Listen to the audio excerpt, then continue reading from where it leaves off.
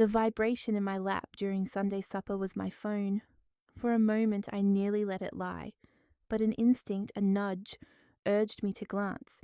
It was a message from my grandson, Malik. "Grandma, don't react. They're filming you, just act natural. I'll explain everything later. I love you." I managed to keep a pleasant expression plastered on my face, though my heart hammered against my ribs as if it might escape. Filming me? Who would do such a thing?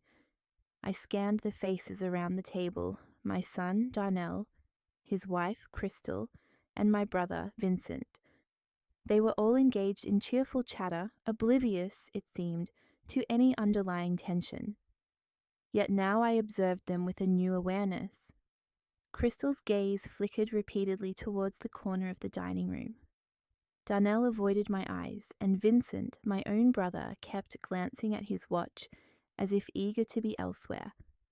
I lifted my fork, my hand surprisingly steady, despite the turmoil within.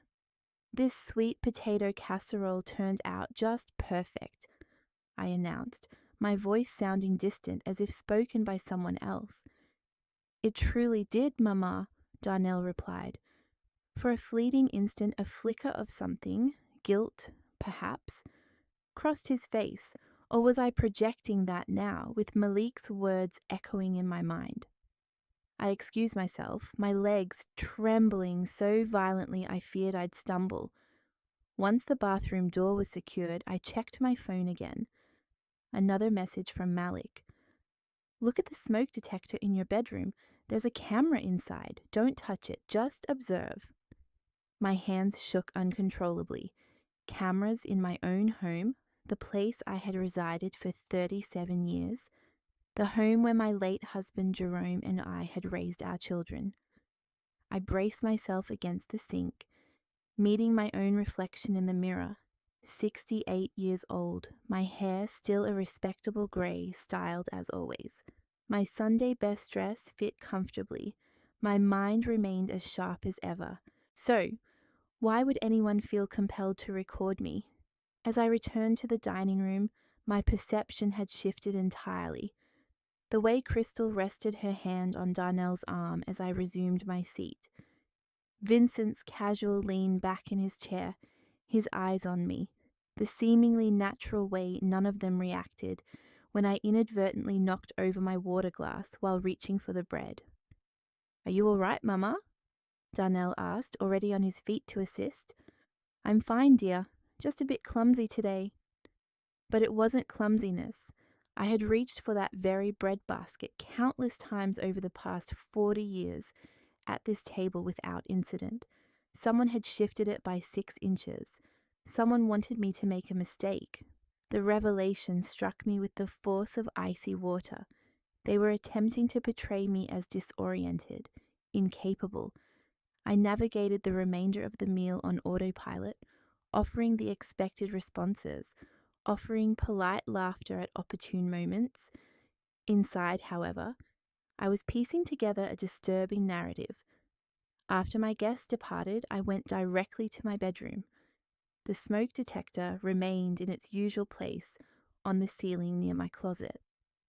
Yet upon dragging over my reading chair and peering closely, I saw it, a minuscule lens, no larger than the head of a pin, directed squarely at my bed. I sank onto the chair, a chill pervading my entire body. How long had it been there? What had they witnessed? What had they overheard? My phone buzzed once more. "Malik, can you come get me? Tell Dad you forgot something at my place." Malik resided with Darnell and Crystal. He had lived with them since his mother, Darnell's first wife, passed away when he was 7.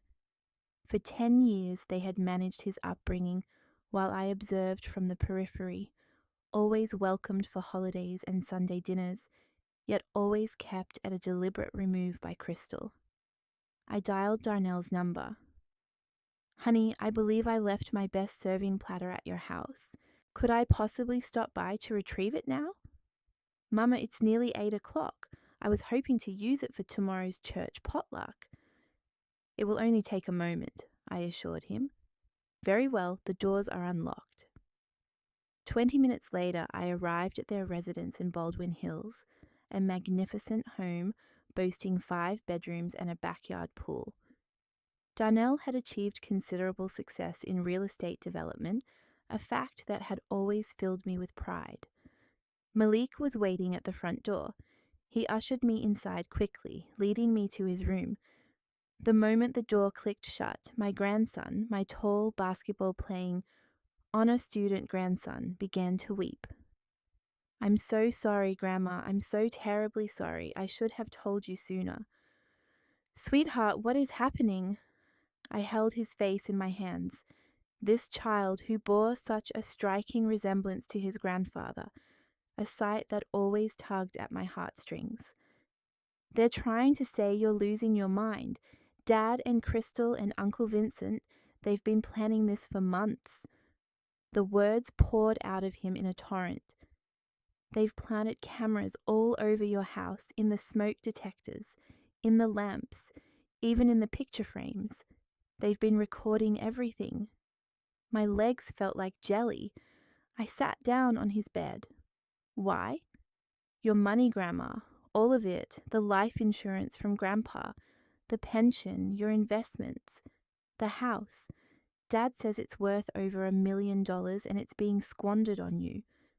The room began to spin. Squandered on me?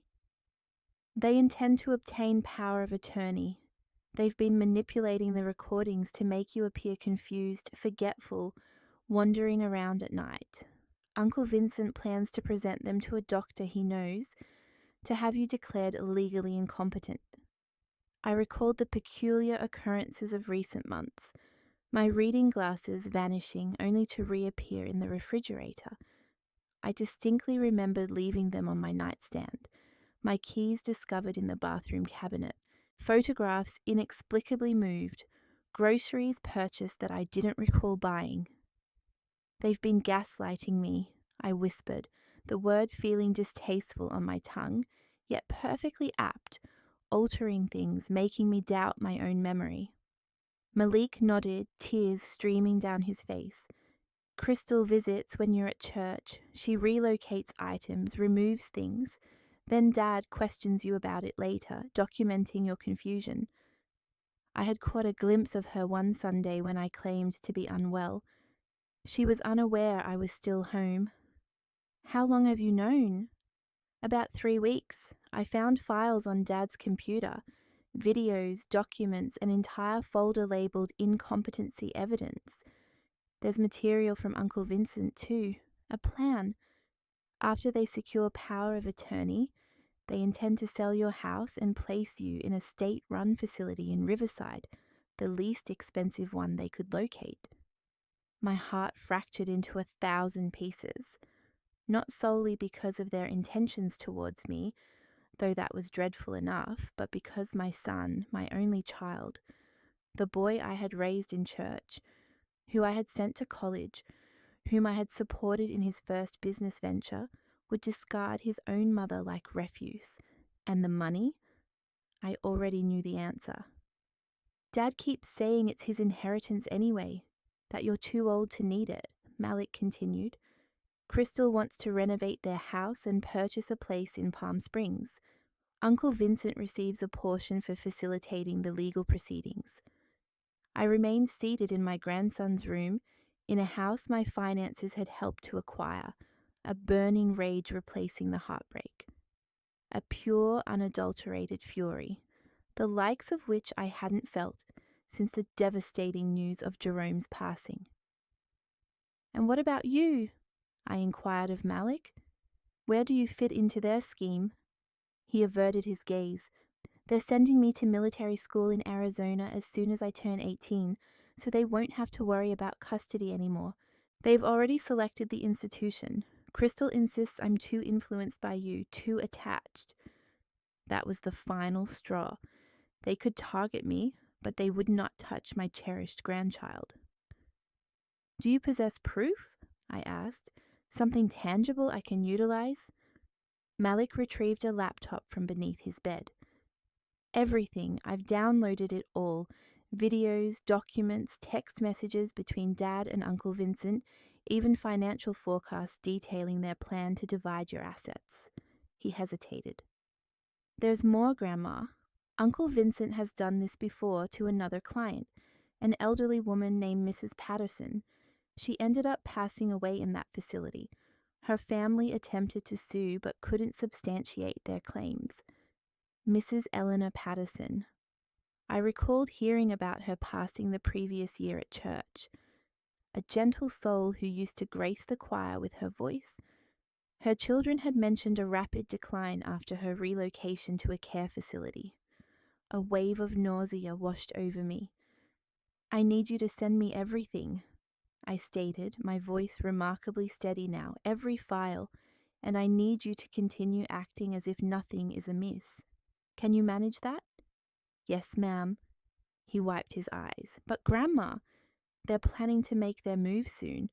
I overheard Dad telling Crystal they're filing the necessary paperwork next month, immediately following his company's awards ceremony. Awards ceremony? Yes, his firm is receiving an award for family values and business excellence. It's a large gala with many influential people attending. Dad is scheduled to deliver a speech on integrity and familial responsibility. Malik's voice dripped with disdain. The entire affair is a fabrication, yet everyone will believe it. I rose to my feet, my mind already formulating a plan. Then we have precisely 1 month. That should be sufficient. Sufficient for what? I gazed at my grandson, this courageous boy who had risked everything to offer me a warning. Sufficient to ensure they never harm you or anyone else ever again. I retrieved the serving platter I was supposed to have left behind, selecting a similar one from Crystal's cabinet, and drove home. Sleep, however, was out of the question. I sat at my kitchen table, Malik's laptop open before me, and watched video after video of my own life, meticulously edited to depict me as a senile old woman losing her faculties. There I was, supposedly wandering my home in the dead of night, disoriented. But I recognized the nightgown. I had discarded it weeks prior. Someone had retrieved it from my refuse bin and placed it back in my drawer specifically for this recording. There I was, seemingly unable to recall where I'd put my purse, yet the timestamp indicated the footage was captured on a Tuesday morning. Every Tuesday morning I attended Bible study. I wasn't even at home. There I was, appearing incapable of operating my own stove. But upon closer inspection, and I must have watched it a dozen times, it was evident that someone had deliberately swapped the labels on the knobs. They had sabotaged my stove to film me appearing confused. Every video was a calculated fabrication. I then examined the documents, legal papers, meticulously drafted, awaiting only signatures, emergency power of attorney forms, intake papers for a facility named Desert View Care Center. I looked it up. It had a mere 1.3 stars on Google. The reviews spoke of neglect, abuse, and chronic understaffing. One review detailed how a mother had passed away there, alone and covered in bed sores. That was their chosen destination for me, while they divided my $1.35 million in assets and maintained the facade of a successful, family values-oriented enterprise. As the sun began to rise, I finally closed the laptop. I hadn't slept, but I had never felt more alert. My phone rang. "Darnell. Morning, Mama, just checking in on you." Crystal's voice was laced with feigned concern. "You seemed a bit out of sorts yesterday at dinner." I could discern it now, the artificial worry, the subtle groundwork for his narrative. "I'm perfectly fine, dear," I replied, my voice as sweet as honey. "In fact, I'm feeling better than I have in years." After we concluded our call, I compiled a list. Firstly, I require an attorney, not just any attorney, but one specializing in elder abuse and fraud. Secondly, I must document everything myself, creating a timeline that defies their manipulation. Thirdly, I need to locate Mrs. Patterson's family. And fourthly, this is paramount, I must ensure that when I expose these individuals, it is in a manner that offers them no escape, not in some hushed courtroom or discreet lawyer's office, where they can offer excuses and hide behind legal technicalities. No, I will unveil them before the very eyes of everyone who believes in their picture-perfect family image, before all those influential figures at that awards gala, before every colleague, client, and business associate who esteems my son as a man of integrity. I will dismantle their entire world. But first, I had to maintain the illusion they expected. The confused elderly woman steadily deteriorating. I had to convince them their plan was succeeding, right up until the moment I would pull the rug out from beneath them. I caught my reflection in the hallway mirror. The same face as yesterday, but everything within me had transformed. I was no longer merely a widow, mourning Jerome and passively awaiting whatever lay ahead. I was a woman with a singular purpose. My phone buzzed, another message from Malik. Dad just told me to visit you more this week. He wants me to record you on my phone, just in case we need it for the doctors. I smiled at my reflection. Time to provide them with precisely what they desired. I typed back, "Bring that phone over, darling, and make sure it's fully charged. Grandma is about to put on a performance they'll never forget." The following morning, I donned my oldest house dress and deliberately mussed my hair. When Malik arrived with his phone, I ensured I gave them exactly what they sought. "Malik, darling, when did you arrive?" I inquired, despite him having just entered the room 30 seconds prior. I could see the pain in his eyes, but he played along. "Just now, Grandma, remember? You called and asked me to help you find your glasses." "Did I?" I touched my forehead, feigning confusion. "I don't recall calling. Are you certain?" His phone was recording. Excellent. Over the ensuing week, I enacted the performance of a lifetime. I forgot appointments I had never made. I placed orange juice in the pantry and cereal in the refrigerator. I wore mismatched shoes to church.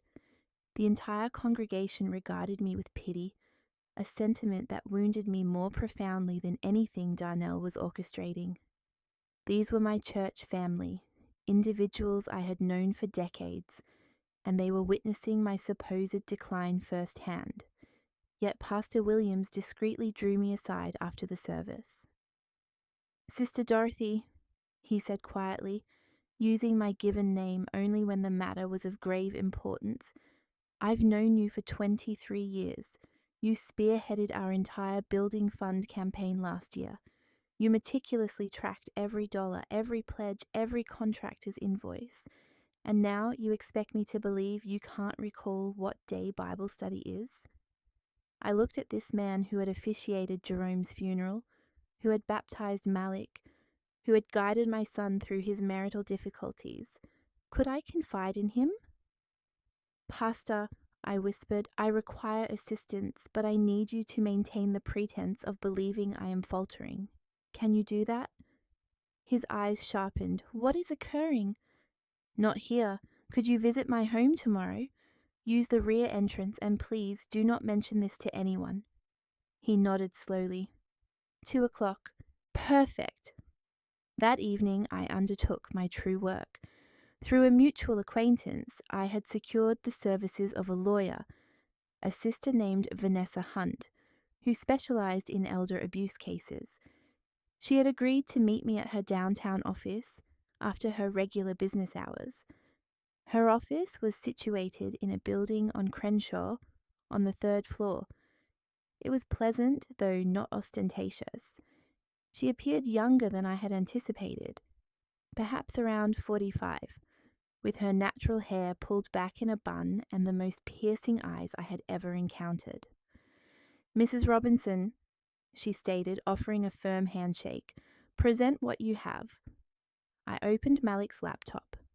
For the next 2 hours, Vanessa meticulously reviewed every piece of evidence.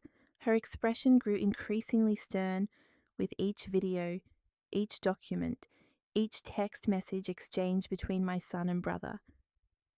This is one of the most calculated schemes I have ever encountered, she declared, her voice laced with a gravitas that underscored the gravity of the situation. And I have seen a considerable number. The fact that your brother is a licensed financial advisor exacerbates the matter. He has a fiduciary obligation to his clients. If he perpetrated this on Mrs. Patterson as well, can we establish proof of that? We can endeavour to do so. Do you have any knowledge of how to contact her family? I am acquainted with her daughter, Shanice. We are Facebook friends. Vanessa offered a slight smile. Then reach out. Inform her you are investigating analogous cases. Ascertain her willingness to speak. And my son? What legal ramifications does he face? Elder abuse, fraud, conspiracy to commit fraud, potentially extortion. If we can demonstrate that the videos were deliberately manipulated and staged to deceive medical professionals and the courts, we are looking at serious felony charges. Your brother could forfeit his professional license and face criminal prosecution. If Mrs. Patterson's case can be linked. She paused. Let us just say they selected the wrong grandmother to antagonize. How long before we can initiate proceedings? I need to file protective orders first, obtain injunctions preventing them from accessing your accounts or filing any legal documents pertaining to your competency. That will likely take about a week. Then we will construct the criminal case. But Mrs. Robinson, this situation is poised to become exceedingly contentious. Your son could face incarceration. I reflected on the fabricated videos of myself, the facility they had selected for me, the audacious plan to pilfer everything Jerome and I had painstakingly built, leaving me to perish in solitude. Excellent, I responded. Let it become contentious. Upon my return home, I sent a message to Shanice Patterson. Hello, dear. This is Dorothy Robinson from church. I trust you and your family are well. I have something of importance to discuss with you regarding your mother. May we speak? She replied within minutes. Mrs. Dorothy, yes, please do call me. I've been wanting to speak with someone about Mummy. Our conversation lasted for 3 hours that evening. Shanice recounted the entire ordeal. She described how her mother had remained mentally sharp until Vincent began assisting with her finances. Suddenly, concerns arose regarding her mental state. Vincent had introduced a physician, the same one mentioned in Darnell's files, who subsequently declared her incompetent after a mere 30-minute assessment. They then relocated her to Desert View Care Centre, where she tragically passed away 6 months later from what they termed complications of dementia. But Mama never had dementia, Shanice sobbed. We attempted to contest it, to obtain her medical records, but Vincent held power of attorney. He obstructed everything, liquidated her property within 2 weeks, settled her estate, and we were powerless to prove any wrongdoing. Did your mother have cameras installed in her home? Silence ensued. Then how did you know? Because they are perpetrating the same scheme against me. I heard Shanice inhale sharply. Mrs. Dorothy, we discovered a camera in Mama's smoke detector after she passed. We initially assumed the facility had placed it there to monitor her. We never suspected Vincent. He placed it there, just as he facilitated their installation in my house. Do you have evidence? I have everything, videos, documents, text messages, and I have an attorney. Shanice, would you be willing to provide testimony regarding what transpired with your mother? Yes, she replied, her voice now resolute. Yes, I would, for Mama and for you. The following day, Pastor Williams arrived at my back door precisely at 2 o'clock. I presented him with all the evidence. This man of God, who preached sermons on honoring one's parents, sat at my kitchen table and witnessed my son orchestrate a plan to cast me aside. When he had absorbed it all, Pastor Williams removed his spectacles and meticulously cleaned them. He always did this when deep in thought. Sister Dorothy, he finally stated, I have known Darnell since he was in diapers. I watched him mature. I officiated at his wedding to Crystal. And I assure you now, if you require me to testify in court, I will be there. If you need the support of the church, we will stand with you. This is not merely wrong. This is unconscionable. I needed witnesses to the impending revelation. I intend to expose them at Darnell's awards dinner, in front of everyone, I declared. But I require credible individuals present who can attest to my sanity and corroborate my account, should they attempt to twist the narrative later. Pastor Williams nodded. How many seats can you accommodate? As many as you can provide. Over the subsequent 2 weeks, events unfolded with remarkable speed. Vanessa filed emergency protective orders. A judge, after reviewing the evidence, expressed profound disturbance and granted them immediately, along with a restraining order prohibiting Darnell, Crystal, or Vincent from accessing my financial accounts or initiating any legal proceedings concerning my competency. Crucially, however, we maintained the confidentiality of these orders. They remained unaware. The restraining orders would not be officially served until after the awards dinner, as I wished for them to feel confident, relaxed, and utterly convinced of their impending victory. In the interim, I continued to feign confusion, to forget things, to provide them with the very footage they believed would seal my fate. Darnell even brought Crystal over one afternoon, carrying more paperwork. Mama, we just need you to sign these. It's simply to ensure someone can assist you with your finances if needed, just in case. I glanced at the power of attorney documents, identical to those found on Malik's computer. I'm not certain, dear. Shouldn't I have a lawyer review these? Mama, I am your lawyer. Well, Crystal is. She's practiced estate law for years. We're simply trying to protect you. Crystal placed her hand over mine. Her fingernails were freshly manicured, a vibrant shade of red. I questioned if my financial contribution had adequately secured their well-being. We love you, Mother, I wanted them to know. We simply want to ensure you're well provided for.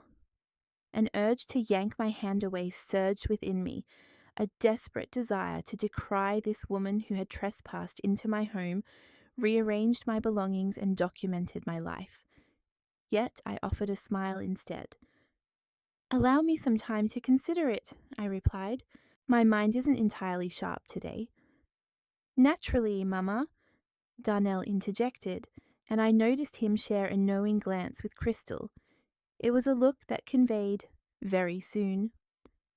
Later that evening, Malik arrived, and we supplemented my collection of evidence. He had meticulously recorded our entire exchange on his mobile device, capturing Darnell and Crystal's post-conversation in their vehicle. Crystal's voice, distinctly audible on the playback, inquired, "Did you observe her? She appears more deteriorated than last week. Vincent indicates we can initiate proceedings next Friday, just 3 more days." Darnell suggested delaying until after the upcoming event.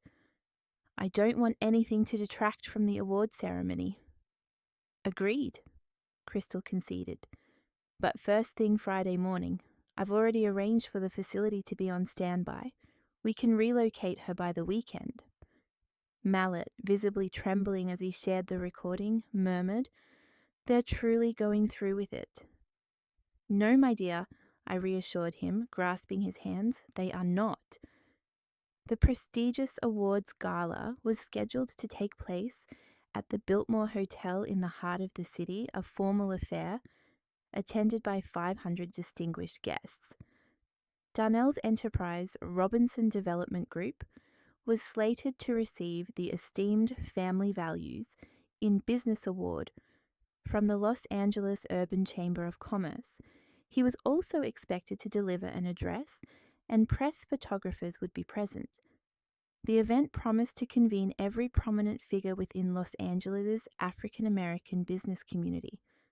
Vanessa had graciously secured me a place at the principal table, positioned directly adjacent to Darnell's designated seat. Furthermore, she had arranged for seats for Pastor Williams, Shanice Patterson, and 3 additional witnesses.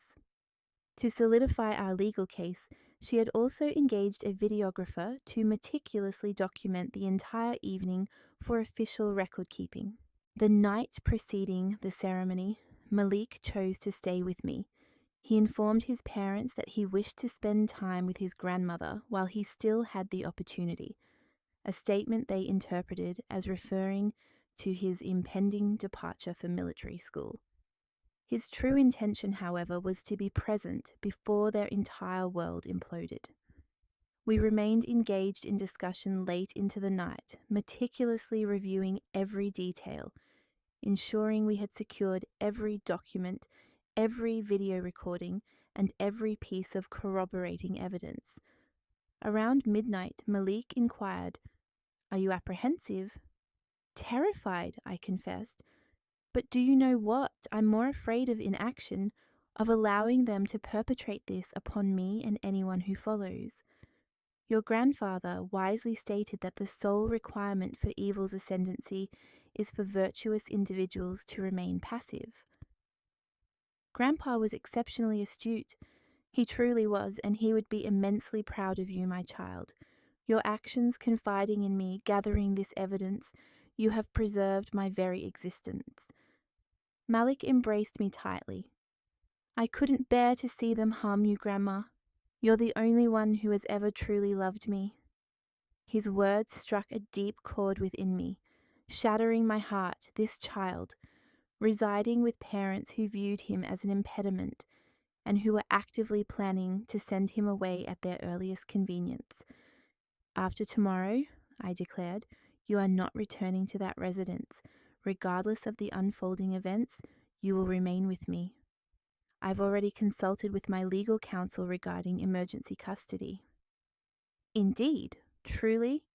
You are my grandson, my own flesh and blood, and I safeguard what belongs to me."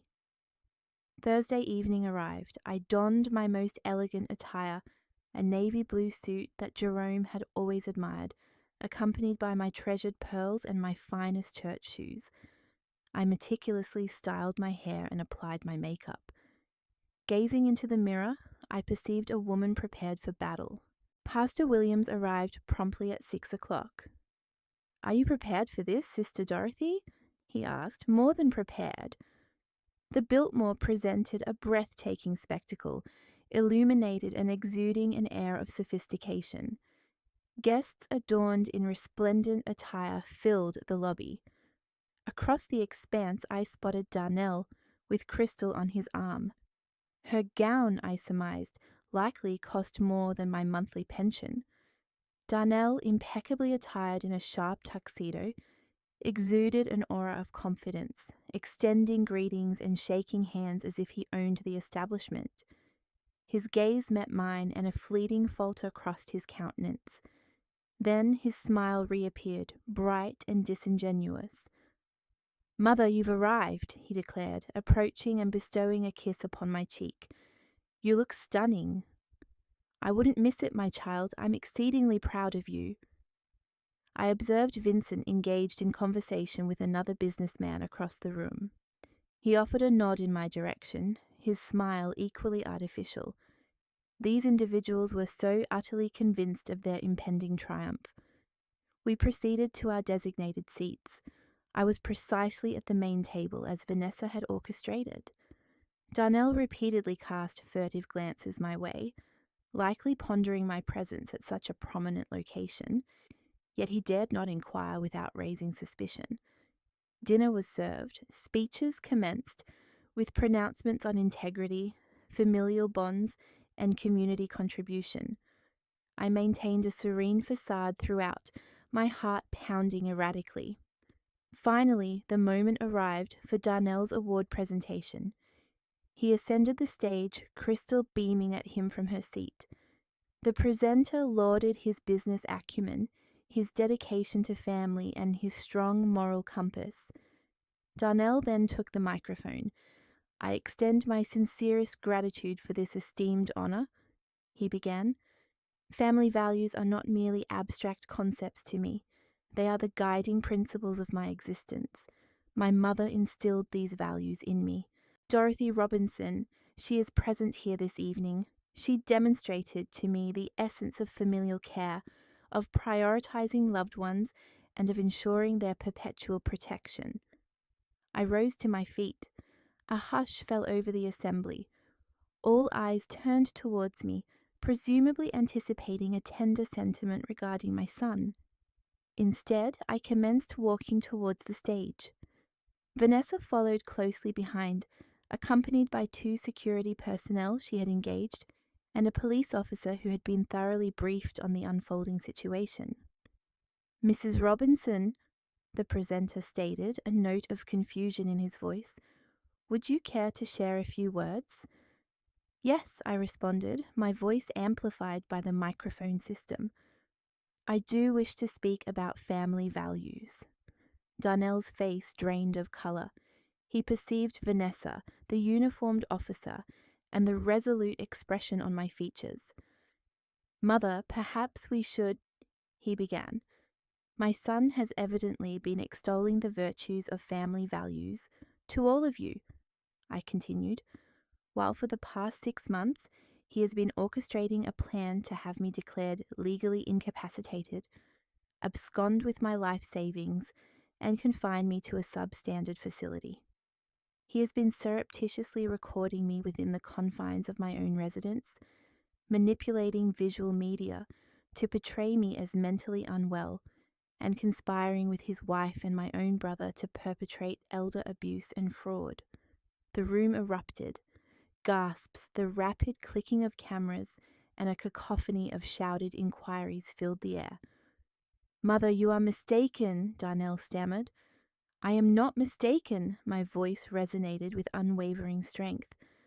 "I am 68 years old, and my faculties are perfectly intact enough to meticulously document your every transgression, intact enough to download every digital file, every fabricated video, every text message, detailing the division of my $1.35 million in assets, intact enough to uncover your similar scheme against Mrs. Alelena Patterson, whose daughter is here this evening to share her account." Chanice rose to her feet. Pastor Williams followed suit, as did all our designated witnesses. Vanessa stepped forward. "I represent Mrs. Robinson as her legal counsel. We possess irrefutable evidence of criminal conspiracy, elder abuse, and fraud. Protective orders have already been issued, and as of this precise moment, Darnell Robinson, Crystal Robinson, and Vincent Mitchell are being served with restraining orders and formal notification of criminal charges." 2 additional uniformed officers emerged from the periphery of the room, advancing towards Darnell and Vincent. Crystal made a sudden lunge, attempting to flee. Her escape was brief. The entire venue dissolved into utter pandemonium. Attendees furiously recorded the scene on their mobile devices. Reporters surged forward, and the award ceremony was irrevocably disrupted.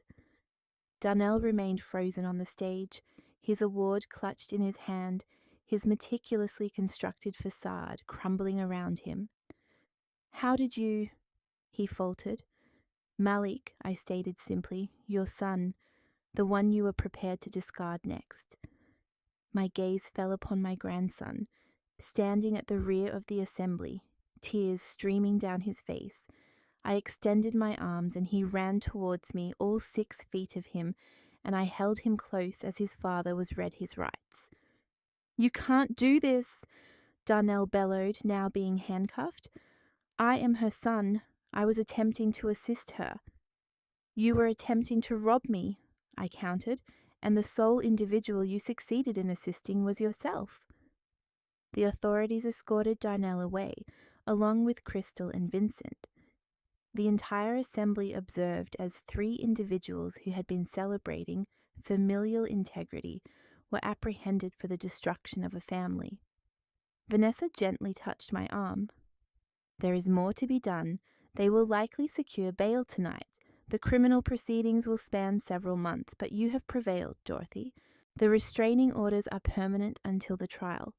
They are legally barred from accessing you or your assets, and I have already initiated the process for Malik's emergency custody. I looked at my grandson, this courageous child who had, in essence, saved both of us. Then let us return home, I said. We departed the hotel amidst flashing cameras and clamoring reporters, leaving behind a room filled with individuals who had just witnessed the hollowness of proclaimed family values when reduced to mere rhetoric. Pastor Williams provided us with transportation home, myself, Malik, and Vanessa. Upon entering my residence, the very house they had desecrated with their surveillance and machinations, it felt profoundly different. It felt like mine once more. What transpires now? Malik inquired. Now we engage in the struggle, I responded. They will attempt to negotiate settlements, to portray me as vindictive or unstable. They will retain costly legal representation and prolong this affair indefinitely. However, we possess the truth, and the truth shall ultimately liberate us. My telephone began to ring incessantly. News outlets, relatives, congregational members, everyone who had witnessed the videos that were rapidly achieving viral status online. Yet I did not answer any of them. Instead, I settled at my kitchen table with my grandson and my legal counsel, and we commenced formulating our strategy for the impending conflict.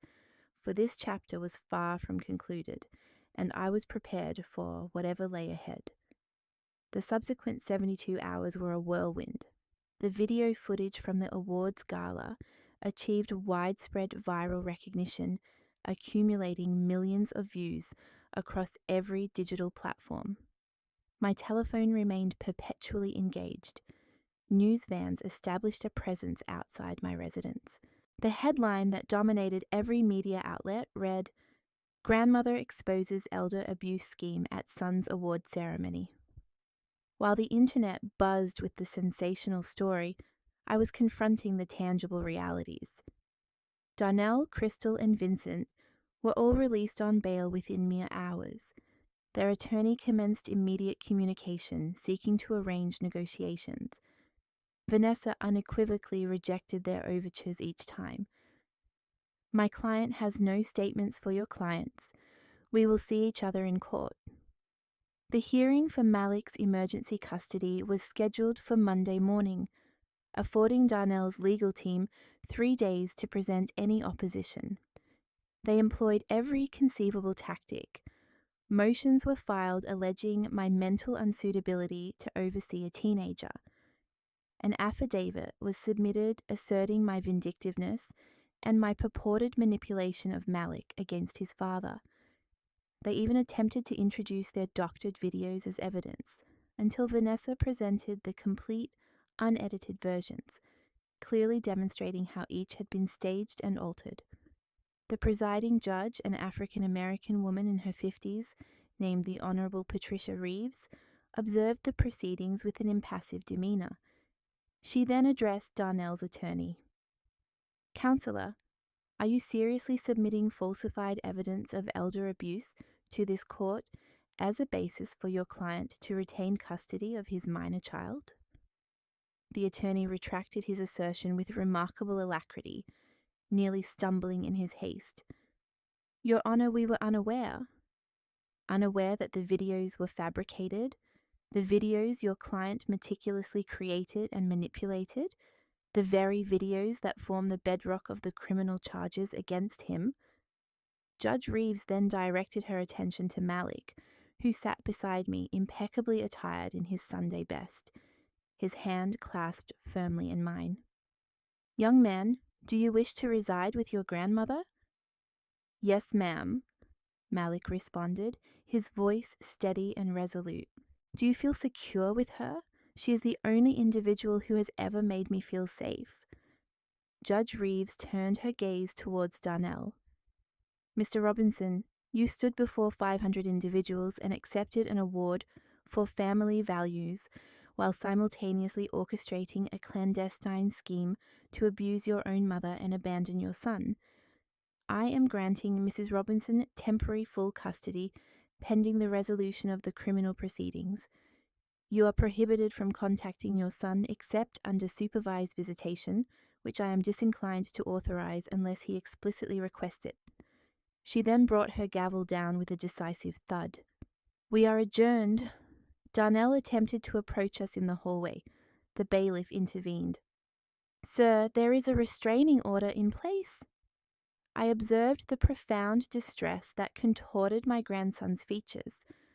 For a fleeting moment I glimpsed the young boy he once was, the one who would weep over a scraped knee, who would cling to me tightly before his inaugural day of school. Then I recalled the videos he had produced of me, the facility he had selected, the text messages discussing the division of my financial assets. "You brought this upon yourself," I stated softly. Malik and I then departed. The church community rallied around us with unparalleled solidarity. Sister Patricia initiated a meal delivery service. We received nourishing meals every single evening for weeks. Brother James, proprietor of a security firm, generously installed an advanced security system at my residence, free of charge. Pastor Williams organized a prayer vigil that drew over 200 attendees. However, it was the events at Sunday service that truly resonated with me. During the testimony segment, Pastor Williams beckoned me to the front. I felt a reluctance to ascend, weary of being the focal point. Yet, Malik squeezed my hand and whispered, "Go on, Grandma. Tell them." Thus, I approached the pulpit and surveyed the faces of individuals I had known for decades. Some had harbored the belief that I was succumbing to mental decline. Others had likely engaged in gossip behind my back. Yet, they were all present now, their gazes fixed upon me with palpable affection. "I wish to express my deepest gratitude," I began, my voice trembling slightly, "for the meals, the prayers, and the unwavering support. But I also wish to convey a further message. What transpired in my life is occurring with alarming frequency to elderly individuals across this nation. Each year, billions of dollars are illicitly appropriated from senior citizens by those who are ostensibly their most devoted loved ones. Family members, financial advisors, even attorneys and physicians." I observed heads nodding in agreement, some individuals dabbing their eyes. "If you are providing care for an aging parent, please check on them, conduct a thorough assessment, examine their financial records, visit their home, ensure they are not being subjected to isolation or manipulation. And if you are the aging parent," I paused, my emotions surfacing, "do not harbor shame in seeking assistance. Do not permit others to instill the perception that you are losing your faculties when you are acutely aware that you are not. Place your trust in yourself. Trust your instincts." "Amen," a voice from the congregation exclaimed. "And protect one another," I continued. Mrs. Eleanor Patterson succumbed alone in a facility because no one heeded her family's concerns when they articulated that something was amiss. Her daughter, Shanice, is present today, and she is committed to ensuring that such a tragedy never befalls anyone else. Shanice stood, tears streaming down her face. "My mother did not perish from dementia. She died of a broken heart because the individuals she confided in pilfered her entire existence. However, Mrs. Dorothy will aid us in securing justice for Mama and for all others similarly afflicted." A wave of applause and affirmative declarations swept through the sanctuary. Pastor Williams had to wait a full minute before resuming his address. That very week, an additional 3 of Vincent's former clients came forward. All elderly, all presenting with eerily similar narratives of sudden declarations of incapacity, swift transfers of power of attorney, and the subsequent liquidation of assets. Vanessa was meticulously constructing a legal case that extended far beyond the scope of my personal ordeal. The district attorney's office became involved. This had transcended a mere familial dispute. It had evolved into a sophisticated operation of financial fraud, targeting vulnerable senior citizens. Vincent's professional license was suspended, pending a comprehensive investigation. His firm severed ties with him immediately. It transpired that when one is a financial advisor accused of systematically defrauding elderly clientele, one's professional reputation becomes exceedingly toxic. Darnell's business also experienced a significant downturn. Clients began withdrawing their patronage. The organization that had bestowed upon him the award publicly rescinded it. His partners at Robinson Development Group convened an emergency session and voted him out. It became apparent that conducting business is exceedingly difficult when one is perceived as the type of individual who would disown their own mother for financial gain. Crystal found herself dismissed from her position at her law firm. No reputable entity wishes to associate with an attorney implicated in elder abuse. Nevertheless, they persisted in contesting the charges. Their legal team filed a barrage of motions, endeavoring to have evidence disqualified and to indefinitely postpone the trial. Their strategy was to outlast me, harboring the hope that I would eventually become weary or intimidated and accept a plea agreement. They underestimated my resolve. The trial commenced in August, a mere 4 months subsequent to the debacle at the awards dinner. The courthouse was inundated with attendees on a daily basis. News cameras were ubiquitous. Shanice and the families of the other victims were present. My fellow congregants took turns attending, ensuring I was never isolated. The prosecution meticulously presented their case, unveiling the covertly installed cameras, juxtaposing the original unedited video footage with the manipulated versions produced by Darnell and Vincent, displaying the incriminating text messages, the financial strategizing documents, and the intake forms for the facility bearing my name. Malik provided his testimony. My grandson, seated in the witness stand, recounted with unwavering honesty everything he had witnessed and overheard. He spoke of the military school enrollment, of being dispatched away to preclude any interference from his presence. Darnell's attorney attempted to insinuate that Malik was being unduly influenced by me. This proved to be a critical misstep.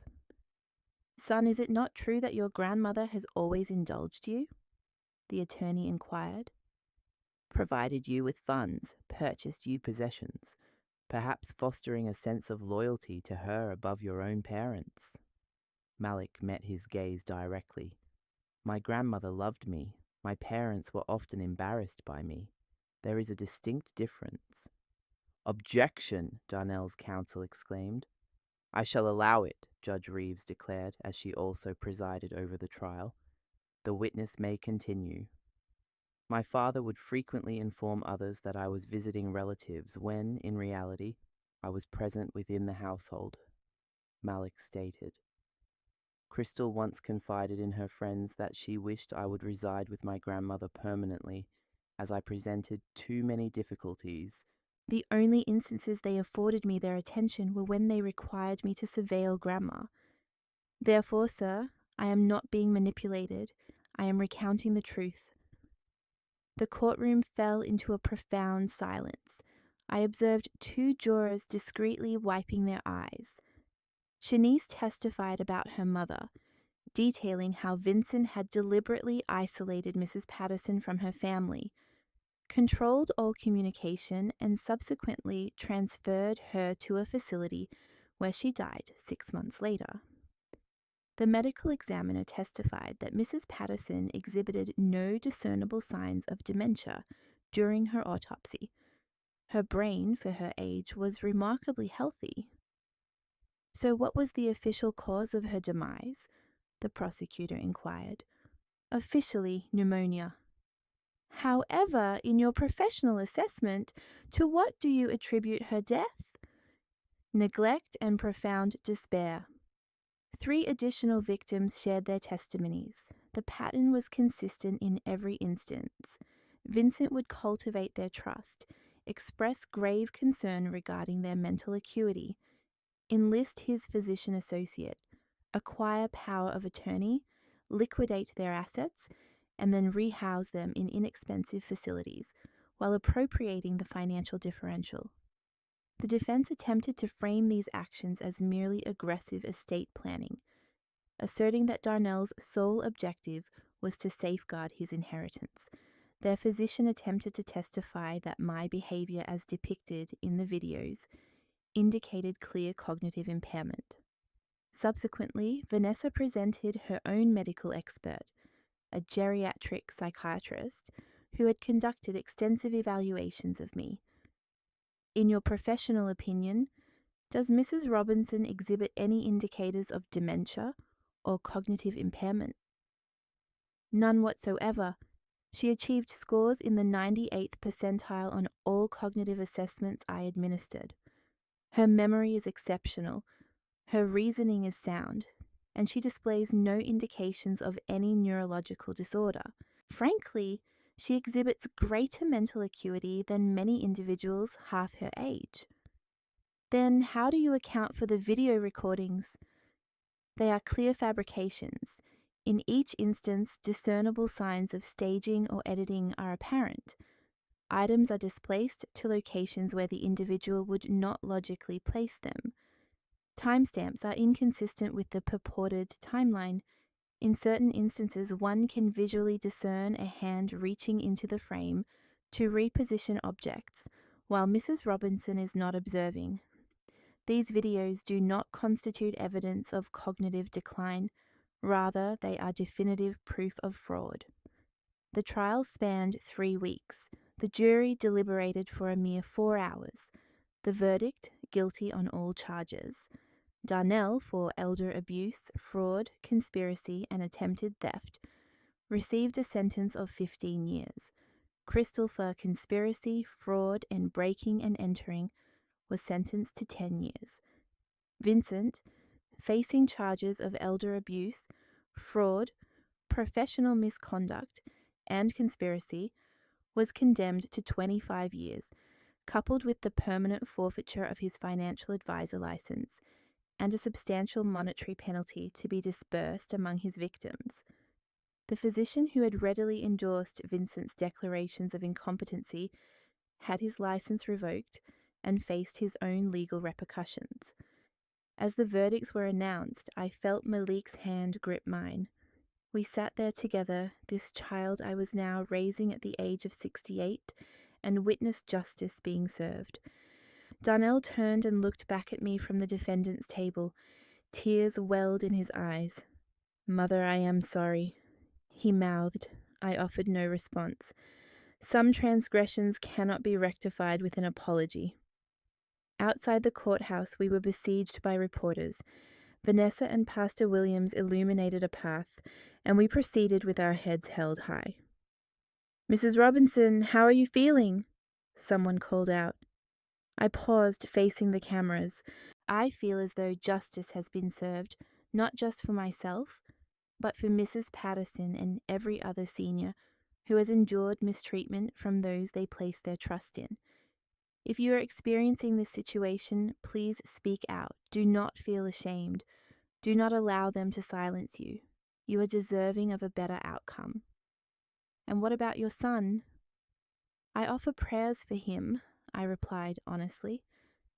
My hope is that he utilizes his time to mature into a better man, but he made his decisions and now he must face the consequences. Will you visit him in prison? That remains between him, myself, and the divine. We traveled back to my residence in Pastor Williams's vehicle. Upon our arrival at my home, the very dwelling they had attempted to seize, I noticed balloons and a banner stretched across the porch, proclaiming "Welcome home." The ladies from the church were inside, having prepared a feast sufficient to feed an army. Sister Patricia had crafted her renowned peach cobbler, and Brother James had contributed his legendary ribs. Even individuals I barely knew had gathered to celebrate. "We are so incredibly proud of you," Sister Patricia declared, embracing me warmly. "Your courage in standing your ground has emboldened many others. That evening, after all our guests had departed, it was just Malik and I in our house. He had now permanently occupied the guest room, adorning it with his basketball posters and personal books, truly making it his own space. We sat on the rear veranda watching the sunset and sipping sweet tea. "Are you all right, my dear?" I inquired. "Yes," he responded. "I mean, it's strange. My father is going to prison, but I also feel safe for the first time in years." "That is understandable. It is perfectly acceptable to experience both emotions. Do you believe he ever truly loved me?" I contemplated my response carefully. "I believe your father loves himself more than he is capable of loving anyone else. And that is a tragedy for him more than anyone else. I do not wish to be like him. You will not be. You have already demonstrated that by choosing to speak the truth, even when it was difficult. That is your character, Malik. That is who you will always be." He rested his head on my shoulder, this nearly grown young man. "Thank you for not giving up, Grandma. Thank you for saving my life, my dear." We remained there until the stars emerged, discussing our future aspirations. Malik would complete high school, apply to universities, and perhaps pursue a career in law, as he had expressed interest. I would ensure he had all the necessary resources. The funds Darnell had attempted to pilfer would finance Malik's education, his aspirations, his dreams, and my own life. I was finally going to live, truly live. I intended to travel as Jerome and I had always envisioned. I would dedicate my time to volunteer work with elder advocacy organizations, striving to ensure that what befell Mrs. Patterson and me would not happen to anyone else if I had any influence. I was 68 years old and I had just reclaimed my life. Over the subsequent year, remarkable developments unfolded. Vanessa and Shanice established a non-profit organization named Elders Voice, committed to the prevention of financial exploitation of seniors. I joined their board, and together we advocated for more stringent legislation, enhanced oversight of financial advisors, and greater support for families confronting elder abuse. The narrative of my ordeal continued to garner media attention. I participated in interviews, delivered speeches at events, and testified before the state legislature. It transpired that my personal tragedy could serve as a safeguard for others. Malik flourished, achieving straight A's, joining the debate club, and earning a scholarship to UCLA. The evening he received his acceptance, we celebrated with his favorite meal: my fried chicken, macaroni and cheese, collard greens, and cornbread. Grandpa would be so proud. "He would be proud of you too, Grandma," Malik said. "You're somewhat of a hero now." "I am not a hero. I simply refuse to be a victim." "That is precisely what makes you a hero." Darnell sent me letters from prison. I perused the initial few, but they all followed a predictable pattern: excuses, justifications, and complaints about the perceived injustice of his situation. After a while, I ceased opening them. Perhaps one day I would extend forgiveness, but forgiveness did not equate to forgetting, nor did it imply allowing him back into our lives. Crystal initiated divorce proceedings from him while he was incarcerated. I learned she relocated to Arizona after her release, severing all ties with her former associates. A most welcome departure. Vincent pursued appeals, all of which were unsuccessful. The last I heard, he was still attempting to persuade others of his innocence. Some individuals never learn. On a Sunday morning, precisely 2 years after the award ceremony, I stood in our packed church and shared my testimony. The congregation had swelled considerably since the trial. Witnessing justice prevail had a unifying effect on people. 2 years prior, I had believed my life was nearing its end, that I had lost everything: my son, my home, my dignity. However, Providence had alternative designs. God bestowed upon me a grandson brave enough to reveal the truth, a church family that stood steadfastly beside me, a legal advocate who championed my cause, and a second chance at life. I glanced at Malik, seated in the front row, sporting his UCLA sweatshirts during a weekend visit home. My grandson had taught me that family extends beyond biological ties. It comprises those who are present, who speak truthfully even when it is arduous, and who offer protection when it is most critical. Amen, the congregation responded in unison. I had also learned that it is never too late to retaliate, never too late to assert oneself, never too late to utter a definitive no. One does not have the right to treat me in such a manner. Age does not diminish our strength. Experience fortifies us. More amens echoed through the hall, and individuals began to rise. So if you are out there struggling, if someone is attempting to exploit you, if you feel isolated, know that you are not alone. Speak up, defend yourselves, find your community, and trust that the divine has guided you this far with purpose and will not abandon you now. The church erupted in applause and exclamations of praise.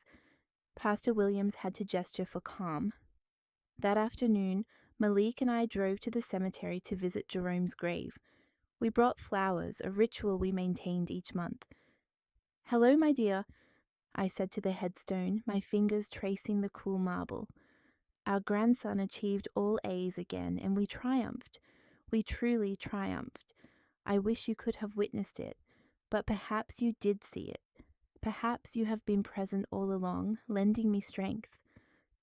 I miss you daily, I continued, but I am doing well. We are doing well. Malik encircled me with his arm. Grandpa would say you were a fighter. He would be absolutely correct. We stood there bathed in sunlight, 3 generations of resilient spirits. One departed, one aged, one young, yet all bound by affection and an unwavering resolve not to be vanquished. My phone vibrated. A text message from Shanice.